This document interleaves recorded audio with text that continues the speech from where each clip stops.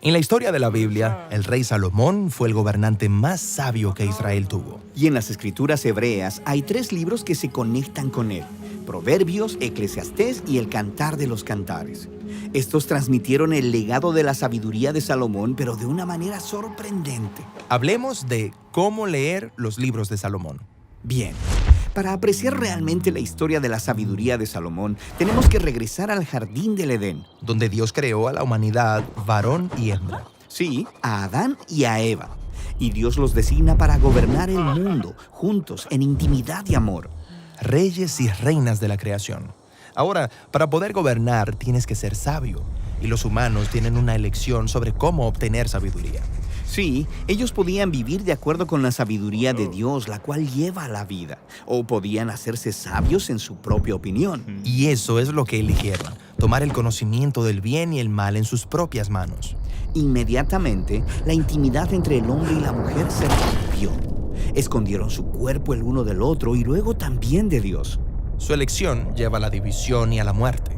Pero la narración plantea la esperanza de un futuro humano que tomará la decisión correcta y confiará en la sabiduría de Dios. Como el rey Salomón. Él oró para que Dios le diera el conocimiento para distinguir el bien del mal, para poder gobernar con verdadera sabiduría. Exactamente. Él revierte el fracaso de Adán y Eva y eso lleva a la abundancia. En el tiempo de Salomón, todo israelita se sentaba en paz bajo su propio árbol frutal. Oh, es como si él estuviera creando el Edén. Bueno, por un tiempo, pero luego Salomón fracasa. Él se casa con cientos de mujeres de otras naciones y es engañado para adorar a sus dioses. Y esto comienza el largo descenso de Israel hacia la autodestrucción. Así que cuando nos dirigimos hacia los libros de Salomón, se nos invita a aprender sabiduría tanto de sus éxitos como de sus fracasos. Ya entiendo. Empecemos con Proverbios. Está bien. El libro de Proverbios es mejor conocido por sus cientos de breves dichos memorables que nos enseñan cómo vivir de acuerdo con la sabiduría de Dios. Como, confía en el Señor con todo tu corazón y no te apoyes en tu propio entendimiento. En Proverbios, vivir según la sabiduría de Dios en lugar de vivir según la tuya se conoce como el temor del Señor. Como en el párrafo inicial del libro, el temor del Señor es el principio de la sabiduría. Ahora, Proverbios no son solo dichos memorables. En realidad, empieza con mucha poesía. Sí, 9 capítulos de discursos de Salomón a sus hijos. Él les dice que busquen la sabiduría de Dios, quien se simboliza como una mujer elegante. ¿La sabiduría es una mujer? Sí, recuerda, en el jardín del Edén, la intimidad del hombre y la mujer fue violada por su fallida búsqueda de sabiduría. Pero ahora, en Proverbios, los humanos que se reúnen con la sabiduría de Dios se convierten en lo que Adán y Eva no lograron ser, gobernantes humanos sabios. Proverbios 3 incluso dice que cuando abrazamos a la señorita sabiduría, estamos echando mano del árbol de la vida. Ahora somos nosotros los que estamos en el jardín. Exactamente. Proverbios está diciendo que todos los días estamos frente al árbol tomando nuestra propia decisión. Y Salomón nos insta, elige la sabiduría y la vida.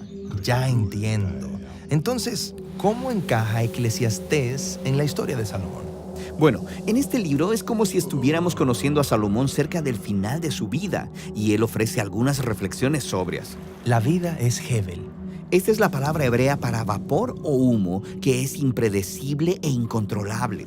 Y él constantemente está hablando de la vida debajo del sol. Esto es, la vida fuera del jardín, que es confusa y difícil. Cierto, incluso cuando vivimos según la sabiduría de Dios, la vida puede estar llena de desilusiones. Llevando hasta la desilusión final, tu propia muerte. Eso es deprimente. Pero al final del libro, él dice que debemos buscar vivir según la sabiduría y el temor del Señor, solo que con expectativas más realistas. Ya entiendo. Bueno, quizá el siguiente libro nos anime.